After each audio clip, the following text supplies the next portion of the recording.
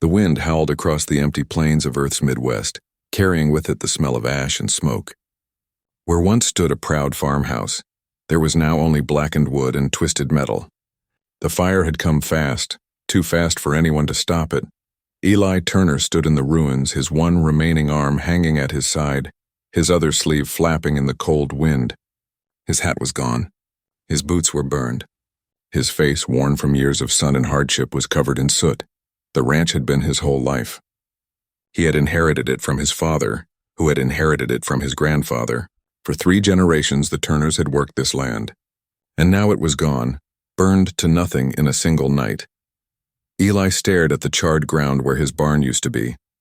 The horses were gone. The cattle gone. The fields nothing but ashes.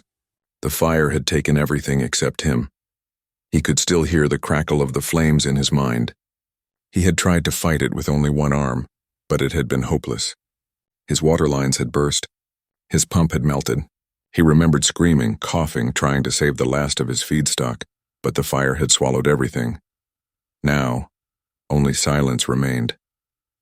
Eli took a deep breath and felt his chest ache. He looked up at the night sky, clear, endless, filled with cold stars.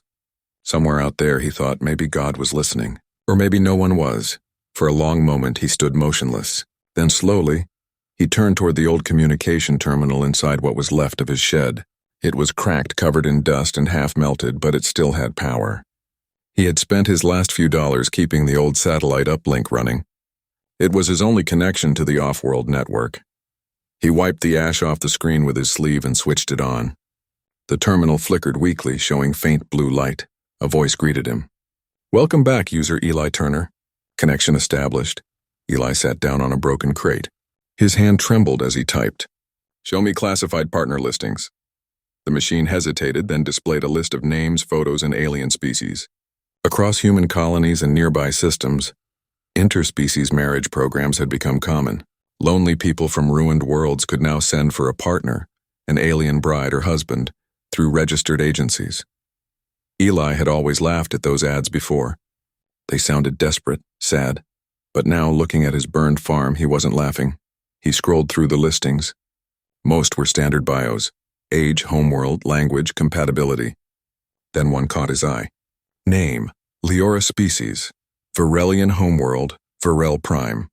Traits: empathic agricultural technician, fluent in human standard status, available for off-world partnership. Her picture showed a tall, slender alien woman with shimmering blue skin and silver eyes that seemed almost alive. Something about her expression, gentle but strong, made Eli stop. He opened her profile. Varelians are known for their plant-based technology, an empathic connection with living ecosystems. Liora has completed off-world training in human agriculture restoration programs. Eli stared at the screen. His land was dead. His money was almost gone. But something in his chest whispered, maybe this is the last chance. He clicked Request Match.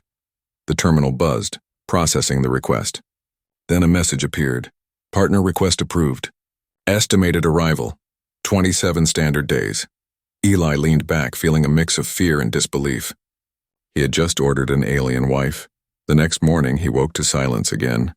He made coffee with the last of his rations and stood by the ruined barn. His neighbor, Old Man Harris, drove by on his hover truck and shook his head. "Still hanging on, Eli?" Harris called out. Eli nodded. For now, Harris frowned. "You should sell the land. Nothing grows after a plasma burn." Eli didn't answer. He just looked toward the sky. "Maybe something will," he said quietly. Harris snorted and drove off. Eli spent the next few weeks cleaning the wreckage. He worked hard, though his one arm made every task slow. He saved the few pieces of machinery that still functioned. He built a small shelter out of scrap. And at night he waited. Every evening he checked the terminal for updates. The system tracked Liora's ship, slowly moving through the colonies, then into Earth's orbit. He told himself he didn't expect much. She would probably arrive, take one look at his burned ranch, and leave. Still, he felt a strange spark of hope he hadn't felt in months. Then one morning the terminal beeped. "Incoming transport, Varelian Envoy Shuttle 7A. Eli ran outside. The sky was clear and the sun was just rising over the hills. A silver streak cut across the horizon, growing brighter and closer. He covered his eyes as the shuttle descended. wind whipping through the dry grass. It landed softly on the blackened soil where his barn used to be. Steam hissed from its sides. A ramp extended and a figure appeared. Tall, graceful, glowing faintly blue in the morning light. Liora stepped onto the ash-covered ground, her silver eyes scanning the burned land. She turned toward Eli. For a moment, neither spoke. Then she said in clear, soft human standard, "You must be Eli Turner." Eli nodded slowly. "I am." She looked around again, then met his gaze. "Your land is wounded," she said quietly. "But not dead," Eli blinked. "You think it can be saved?" Liora smiled, a small, knowing smile. "Everything living can be saved, if you know where to look." And with that, she knelt down, touched the burned soil, and the ground shimmered faintly under her fingers. Eli stared in disbelief. For the first time since the fire, he felt something new. Hope. New. Hope. For the first few seconds after Liora touched the ground, Eli thought he was imagining it. The soil under her hand shimmered faintly, almost like moonlight moving through water. Then the glow faded, leaving only dark ash. He frowned. "What did you do?" Liora stood up, brushing dust from her long fingers. "I listen," she said softly. "The ground remembers more than you think." Eli didn't understand. To him, dirt was dirt, dead and dry after the fire. But there was something calm and sure in her voice that made him stop asking questions. She turned her silver eyes toward him. "Show me the rest of your land." They walked together through the ruins of the ranch. The morning sun glowed weakly on the blackened earth. The barn was gone, the fields looked like charcoal, and the water tank had melted into a puddle of metal.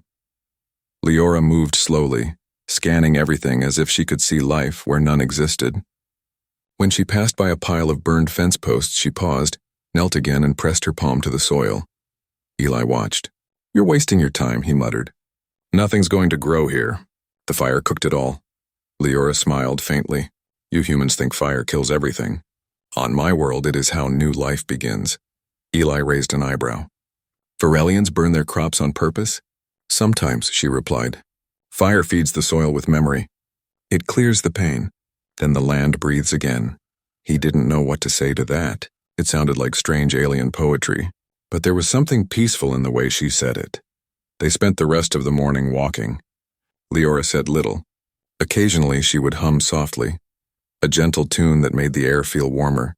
When the sun was high, she turned to him and said, "You need water." "I don't have any," he said flatly. The well collapsed. Liora nodded and walked toward the broken pump. She placed both hands on the metal, closed her eyes, and stood still. A faint blue light spread from her fingertips. The pump groaned, the metal shimmered, and then a soft rush of sound. Water. It bubbled weakly from the pipe, dark at first, then clearer, fresher. Eli stepped back, his eyes wide. "How did you—" Liora opened her eyes. "Your well is old but not dry. It only needed to remember how to flow." Eli stared at the running water, unsure whether to believe what he saw. "That's not possible," he whispered. Liora tilted her head. "On your world, perhaps. On mine, water and memory are one." He crouched down, touched the stream, and felt coolness on his skin for the first time in weeks. His throat tightened. He wanted to thank her, but the words stuck. Instead, he said, "Guess you're earning your keep already." Liora smiled again. "I did not come to earn. I came to share." That night, Eli built a small fire outside the half-burned shed. He offered Liora a cup of coffee, but she shook her head. "Your drink smells like burnt stones," she said, wrinkling her nose. He chuckled quietly. "You get used to it." They sat in silence, the flames flickering between them. Above, the stars were bright, endless, stretching across the black sky. "Why did you agree to come here?" he asked suddenly. "You must have seen my file. You knew what happened." Liora looked at the fire, her face glowing blue in the light. "Because I saw truth in your message," she said softly. "You did not hide your pain. Most humans pretend to be strong. You were honest." Eli looked down. "I didn't have much to hide." "Honesty is rare," she said. "It is a kind of wealth," he snorted. "Wealth doesn't rebuild barns." Liora didn't answer. She only watched the flames, her expression distant. For a long time, neither spoke. Then Eli noticed something odd. The ground near her feet shimmered faintly again, just like before. He leaned forward. "What's that light?" Liora blinked, surprised. Then she slowly covered her hand with her cloak. "It's nothing," she said quickly. "That didn't look like nothing," Eli said. She looked away. "Some things are easier to show than explain. Tomorrow I will show you." And with that she stood up and walked into the small shelter, leaving Eli staring at the strange glow fading in the dirt. The next morning, Liora woke him before sunrise. "Come," she said. They walked to the field behind the barn, or what used to be the field. The land was dark and lifeless, cracked from heat. Liora knelt, reached into her cloak and pulled out something small and round. It looked like a seed, metallic, almost alive. "What's that?" Eli asked. Liora held it in her palm. "A gift from my people. A living seed of Varelian soil. It carries memory, light, and growth. On my world, we use these to heal burned lands." She placed it gently in the dirt and pressed her hand over it. The ground pulsed with a faint blue light. The light spread in soft waves, rolling outward. Eli watched, speechless, as thin green shoots began to push through the blackened soil. They grew fast, and faster than any plant he had ever seen. Within moments, the field was covered in a thin, glowing mist of new life. Eli took a step back. "That's impossible." Liora stood, her face calm. "It is possible when you carry the memory of what once was." He stared at her. "What are you really, Liora?" She looked at him quietly. "I am what you ordered," she said softly. "But what I bring, that is something more." Eli didn't understand her words fully, but he knew one thing. Whatever she had just done had changed everything. The ranch was no longer dead, and neither was he. 3 days passed.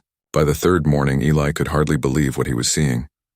The field that had been nothing but black ash was now glowing with soft green light. Strange plants grew there, tall, silver-veined stems with wide leaves that shimmered in the sun. They moved slightly even when there was no wind. The air smelled fresh, like rain after a storm. Eli stood at the edge of the field, speechless. "I don't understand," he whispered. "Nothing grows that fast. Not here." Liora stood beside him, her eyes bright as morning stars. "Life remembers," she said. It only needed someone to remind it. He looked at her sharply. "You keep saying that. But what does it mean? Are you using some kind of alien tech?" She smiled softly. "It is not technology. It is memory." Eli frowned. "You keep talking like the soil can think." "It can," she said simply. "Every living thing remembers the shape it once held. When the fire came, the land forgot itself. I helped it remember." He shook his head. "That sounds like magic." Liora tilted her head. "To you. To us, it is only science spoken by the heart." Eli stared at the field again. The plants were unlike anything on Earth. Beautiful but strange. The green light beneath them pulsed slowly like a heartbeat. He knelt down and touched one of the leaves. It was warm, almost alive. He pulled his hand back quickly. "It's breathing." "Yes," Liora said. "They are part of the living web." "The what?" "The connection between worlds," she said quietly. "Everything alive is part of it, humans, Varelians, even the smallest seed.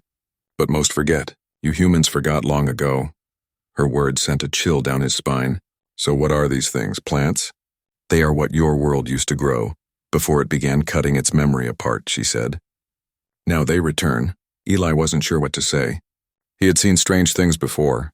Machines that healed wounds, robots that thought like people, but this was different. This felt alive. That night he couldn't sleep. He sat by the small fire again, watching the soft glow of the new plants in the distance. The air was warmer now, gentler, as if the land itself was breathing again. But one question kept echoing in his mind. How? He glanced at Liora's shelter. She was inside, silent, her shadow moving faintly against the light. He could hear her humming again, the same quiet tune that had filled the air when she first arrived. Eli frowned. There was something in that sound, something that made his chest ache. It wasn't just music. It was like the earth itself was listening. He stood, walked closer to the field, and stopped.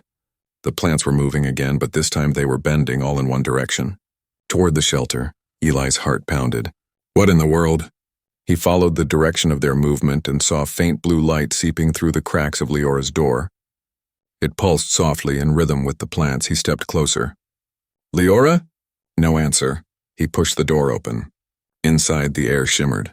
Liora sat cross-legged on the floor, her eyes closed, surrounded by faint strands of glowing mist that floated around her. Her skin glowed faintly and lines of silver light ran across her arms. Eli froze. "What are you doing?" Liora opened her eyes slowly. The glow faded. The mist disappeared like smoke and wind. "I am healing," she said softly. "Healing what?" he asked, still staring. "The land," she replied. "And myself." Eli's voice was sharp. "You should have told me you could do that. You're not just some agricultural technician, are you?" Liora looked down. "No," she said quietly. Eli's heart sank. "Then who are you, really?" For a moment she didn't answer. Then she said, "My people are forbidden to leave our world. But I did. I came because I wanted to share our gift before your kind destroyed your last green places." He stared at her. "So you're a fugitive?" Liora looked up, her silver eyes filled with sadness. "I am something worse. I am a seed bearer. My kind can grow life wherever we walk. To the council, that makes us dangerous." Eli blinked. "Dangerous? You're bringing things back to life." "To them, it is not life, it is power. They fear we will change other worlds." Eli stepped closer. "So what happens if they find you?" She looked at him, her face calm but her voice low. "They will take me, and they will burn everything I have grown." Eli sat down hard on a broken crate. His mind spun. "You're telling me those plants out there will be destroyed if they learn of them," Liora finished. "He rubby. Will be destroyed if they learn of them," Liora finished. "He rubby." His forehead. "That field is the only thing I've got left. You're saying they'd wipe it out because of politics?" "Yes," he clenched his fist. "Then they can try. Nobody's burning this land again." Liora smiled faintly. "You sound like a fighter." "I've lost enough," he said simply.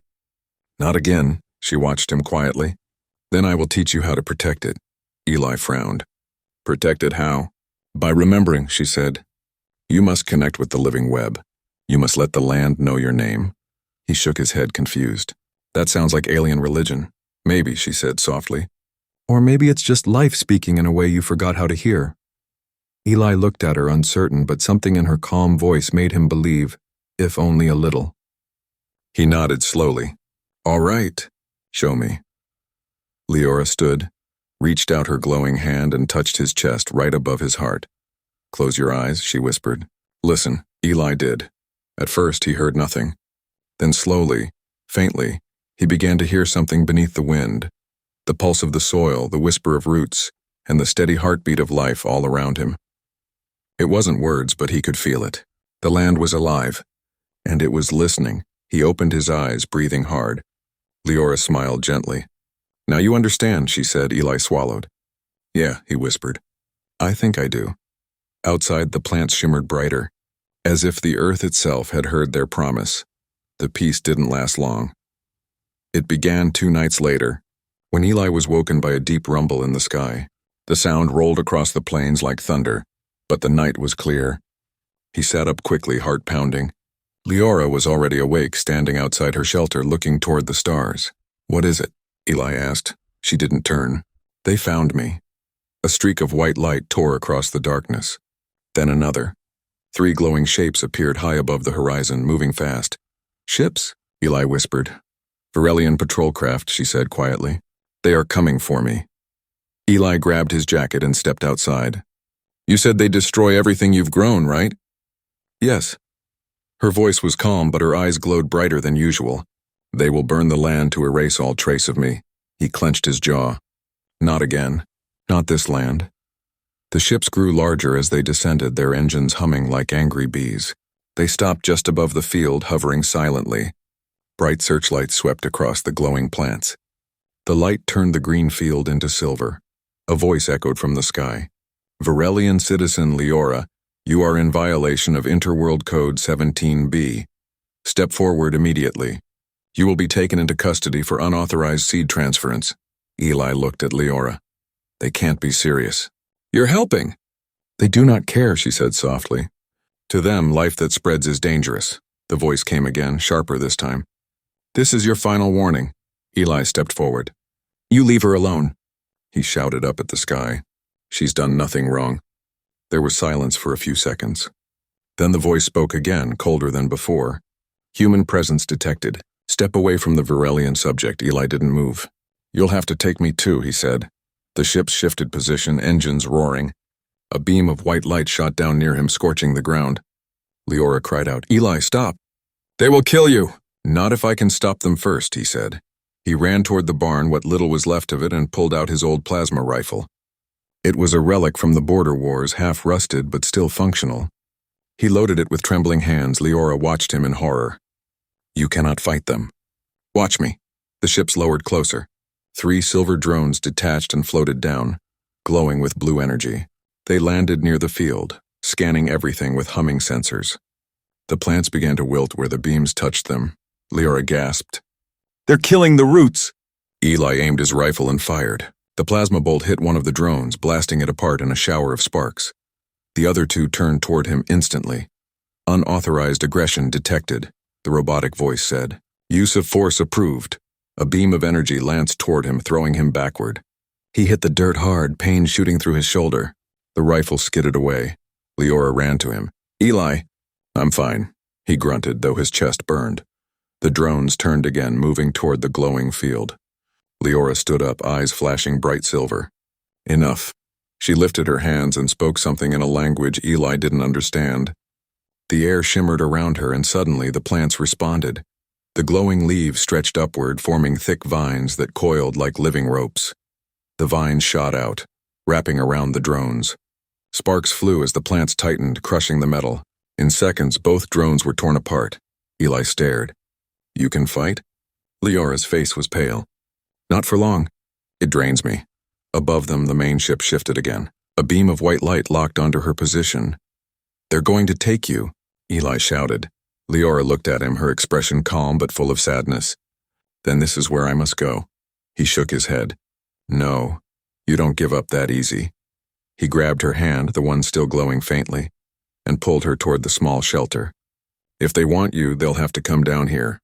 Eli, trust me, he said. They ran into the shed just as the light beam cut through the ground where they'd stood. The earth exploded behind them, scattering soil and flame. Inside, dust filled the air. Liora pressed her palm against the dirt floor and whispered again. The ground around the shed shimmered, then solidified into a protective shell of glowing roots. What did you do? Eli asked. Shielding, she said. It won't last long. The ship's engines roared overhead. They could hear metallic claws unfolding. Liora closed her eyes, breathing heavily. I can stop them, she said, her voice shaking. But you must help me. How? You must give the land your strength. Touch the soil. Let it hear your will. Eli hesitated. That again? Yes, now. He dropped to his knees and pressed his hand into the glowing dirt. He focused, trying to remember everything he had lost, the fire, the pain, the silence. And then he thought of the life that had returned. The ground pulsed beneath his fingers. Outside, the plants began to glow brighter, brighter, until the field looked like a sea of emerald fire. The vines rose higher, wrapping around the landing struts of the alien ship. The metal groaned. Leora's voice grew louder, echoing through the air. This world remembers. The vines snapped tight. The ship tilted. A blinding light flashed, then silence. When Eli finally opened his eyes, the night was still again. The ship was gone. Only scattered pieces of metal glowed faintly among the vines. He turned to Liora. She had fallen to her knees, her eyes dim. Liora, he shouted, catching her as she collapsed. She smiled weakly. The land is safe, for now. He held her close, heart pounding. You're not dying, are you? Her voice was faint. Not dying, just remembering too much. Eli looked around at the glowing field, at the broken sky, and at the woman who had saved his world. Then rest, he whispered. You've done enough. The morning came slow and quiet. The sun rose over the hills, soft and golden, shining across the field that had once been dead. Now it pulsed with green light, faint, calm, and alive. The vines that had fought the ship were still smoking in places, but they stood tall and strong, like living guardians. Eli sat beside Leora's shelter, watching her sleep. She hadn't moved since the night before. Her breathing was steady but weak. Her blue skin had turned pale silver, and faint cracks of light pulsed along her veins. He brushed the dust from her cheek with his hand. You saved us, he whispered. But what did it cost you? The land was quiet now, peaceful, but it didn't feel safe.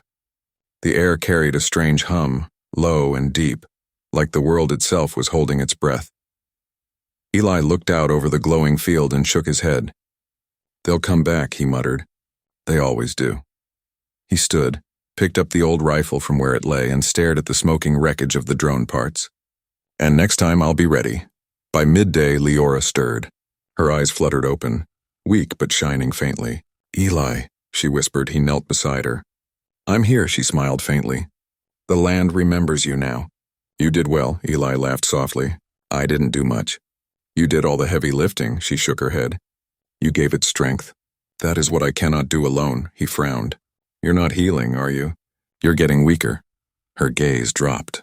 My kind are not meant to fight. When we give too much, our light fades. But do not be afraid, Eli Turner. My end is not loss. Don't talk like that, he said quickly. You're not dying. She looked at him for a long moment, then said softly, Would you like to see the truth? He blinked. The truth? Yes, the secret you have been wondering about since the day I arrived. Eli hesitated, then nodded slowly. Show me. Liora sat up slowly, wincing as she moved. She reached into the folds of her cloak and pulled out something small. A smooth silver sphere no larger than a walnut. It glowed faintly from within. This, she said, holding it in her palm, is my hidden fortune. Eli frowned. That, it looks like a seed. It is, she said. A Varelian heartseed. It holds the memory of worlds. The power to grow life where none exists. He stared at it. That's what you've been using to bring the land back? Partly, she said. The seed is only a mirror. The true power comes from the one who carries it.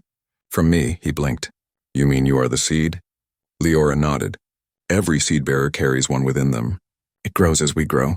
It listens as we live. When we give it to another world, it releases its memory and starts again. Eli's throat felt tight. You're telling, and starts again. Eli's throat felt tight.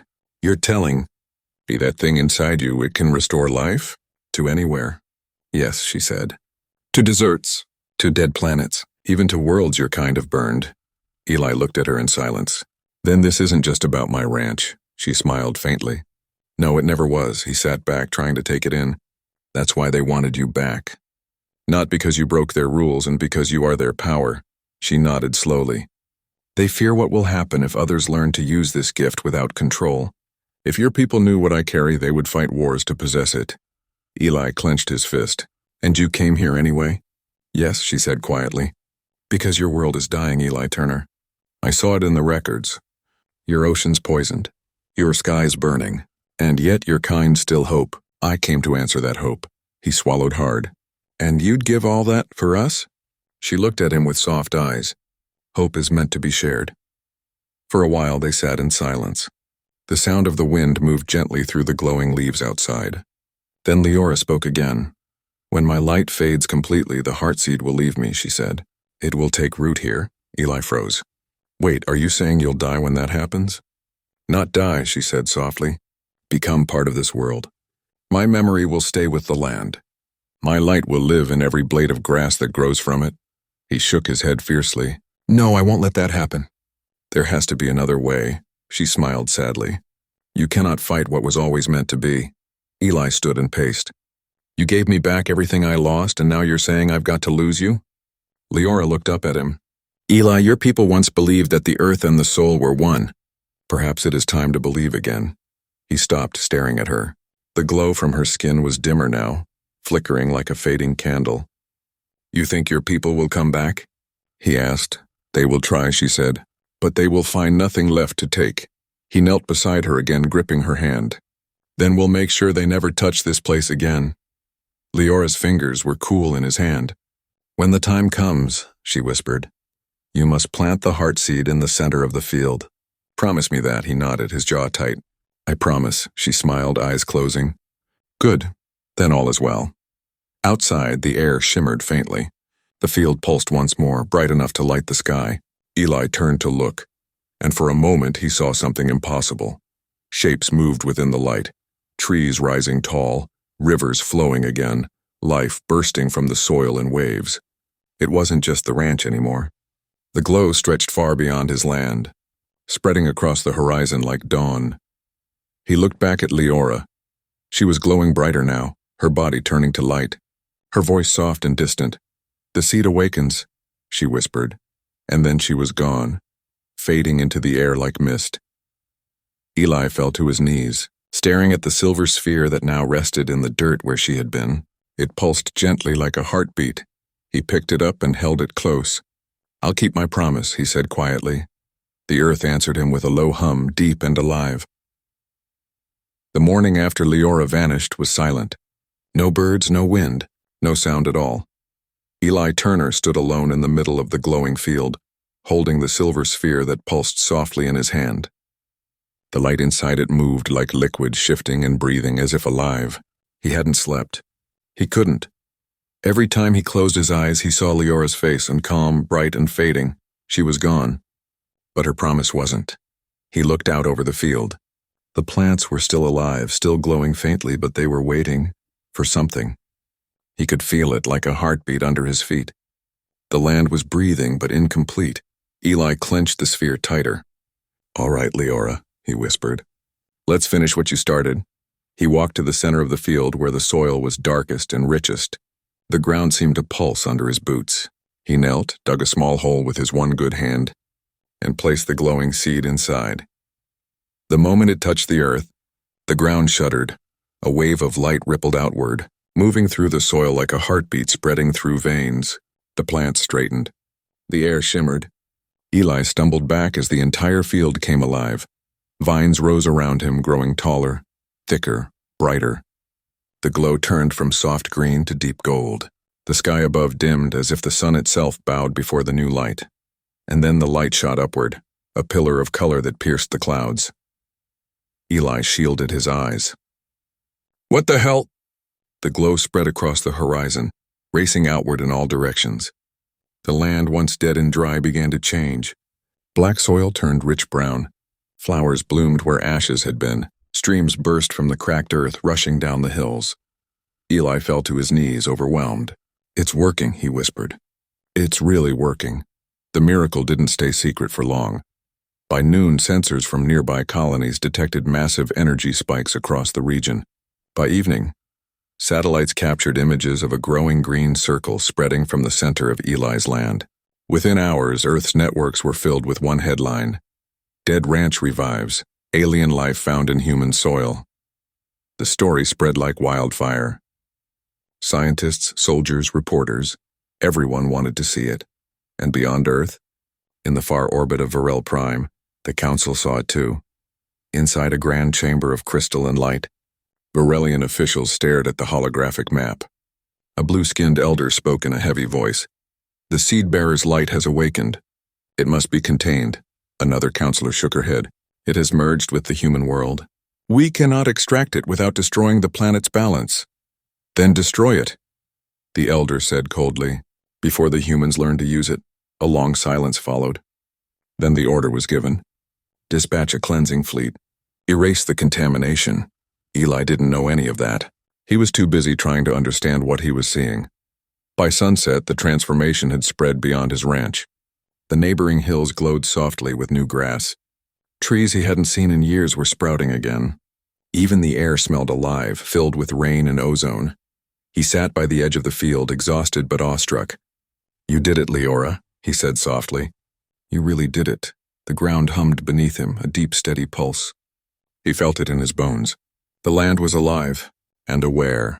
Then he heard it, faint, like a whisper carried by the wind. "Eli," he froze. "Liora." The voice was soft inside his mind. "I am here." He looked around, heart pounding. Where are you?" "In the roots." "In the water?" "In the breath of this place. You planted my heart, and now I am part of it." He swallowed hard. "You're alive?" "In every way that matters." He smiled, tears burning his eyes. "You'd be proud. The whole land's coming back.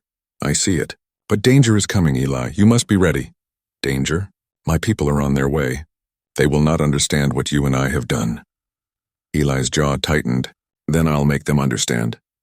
They will come with fire." He looked toward the horizon. In the distance, faint lights flickered in the sky like stars moving too fast. "They already have," he said grimly. Night fell quickly. The stars above were broken by moving shapes, ships, dozens of them descending through the atmosphere. Their lights flashed red and white across the clouds. Eli grabbed his old rifle even though he knew it would do nothing. Still, he stood in the center of the glowing field facing the sky. The voice came again.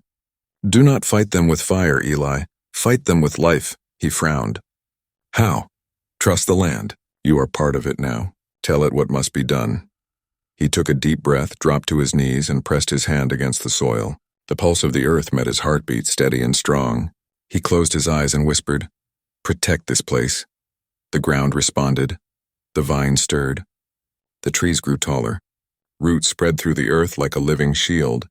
Flowers opened and released glowing spores that filled the air, forming a shimmering dome over the field. The first ship fired, a beam of light that struck the dome and shattered into harmless sparks. The dome held. Eli opened his eyes, gasping. "It worked." "The land remembers your voice," Liora said softly. "You are its guardian now." The fleet above began to circle, searching for weakness. One ship fired again, harder this time. The dome trembled but did not fall. Eli gritted his teeth. "Come on, you bastards. This is my land." Then something new happened. From the horizon, human ships appeared. Rough, rusted freighters and patrol craft. Earth's defense forces, they had come to investigate the alien miracle. The human commander sent a signal. "Unidentified fleet, you are entering restricted atmosphere. Identify yourselves." No answer came. The Varelian ships turned toward the humans. Eli stared upward. "Oh no. Two worlds meet," Liora whispered. "This will decide everything." The air above the ranch crackled with light as the first human and alien ships faced each other, both sides ready to fire. Eli looked up at the sky, then down at the glowing soil under his hand. "Not this time," he said. "Not again." He pressed both knees into the ground. "Liora, help me stop them." "Always," she whispered. The ground trembled once more. The light rose again, brighter than before. A wave of color that reached toward the sky, wrapping both fleets in the same glow. And for a moment, the world held its breath. Same glow. And for a moment, the world held its breath. The sky burned with color. Golden light streamed upward from Eli's field, wrapping both human and Varelian ships in a shimmering wave. The glow pulsed slowly like the heartbeat of the planet itself. Inside the light, weapons fell silent. Engines flickered and stalled. For the first time in hours, there was no sound of war, only stillness. Eli stood in the middle of the field, both knees in the soil, his hand pressed deep into the glowing earth. The pulse of the land flowed through him, warm, powerful, alive. He could feel everything now. The roots under the ground, the trees far beyond the hills, even the heartbeat of the ocean miles away. "Liora," he whispered. "They're both up there, ready to fight. How do we stop them?" Her voice came to him softly, like the wind moving through leaves. "Show them what they've forgotten." Eli frowned. "Forgotten?" "Yes, the memory of life, the bond that connects all things. Let them see what the seed remembers." He closed his eyes, and the world opened. Suddenly, the light around him shifted. The field vanished. The sky disappeared. Eli found himself standing in a sea of stars.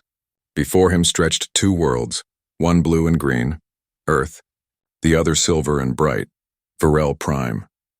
Between them flowed a river of light made of billions of tiny threads connecting both planets. He saw memories in the light, flashes of life, growth, and loss. He saw ancient earth forests, long before humans had cut them down. He saw Varelian gardens glowing and alive. He saw fire, war, destruction, and then rebirth. He heard voices, laughter, sorrow, hope, all blending together like a song. And then he saw Liora. She stood before him, glowing softly, her form made of pure light. Her silver eyes held both joy and sadness. "Eli Turner," she said, "you have done what no one else dared to do. You remembered." He took a step toward her. "You said the seed holds memory. Is this it? Everything that's ever lived?" She nodded. "Every root, every breath, every dream. This is the heart of the living web, what your kind once knew but forgot." Eli looked around at the shining river between the two worlds. "Then show them too. Let them see this," Liora smiled faintly. "They already are." Above Earth, inside both human and Varelian ships, the crews were frozen at their stations. Every screen, every window showed the same thing, the two worlds connected by light. A Varelian commander, her skin glowing faintly blue, whispered in disbelief, The heart seed has awakened. On the human side, the admiral stared at the sight. My God, he said, it's beautiful. The soldiers lowered their weapons. The scanners filled with readings they didn't understand, waves of bioenergy spreading across the planet. The earth below was changing before their eyes, deserts turning green, rivers refilling, air clearing. No one could fight while watching that. Back in the field, Eli stood beside Liora's glowing form. What happens now? He asked. The choice, she said softly. They will see what we have made. They will decide whether to destroy it or let it grow. He clenched his fist. You think they'll try to erase it after seeing this? Liora looked toward the horizon of stars. Fear makes even wise hearts blind, but hope can open them again. Eli took her hand, though it felt more like holding light than skin. Then let's give them hope. He turned toward the shining river that joined the two planets and raised his voice. Listen, he shouted, his voice echoing across the light. You've both fought for power, for control, for who owns what. But look at this, it belongs to no one. It's life itself. It's what connects us all. His words carried through the light, spreading through the ships above. Both sides listened. This world was dying, Eli continued, his voice strong. Fire took everything from me. But life came back, not from force, not from war, but from trust. From one act of kindness between two people who were supposed to be enemies. He looked at Liora. If we destroy this, we destroy what makes us human, and what makes you Varelian. Liora's light flared brighter. He speaks truth, she said. We are not separate. The web connects us all. The golden light grew, wrapping both worlds in its glow.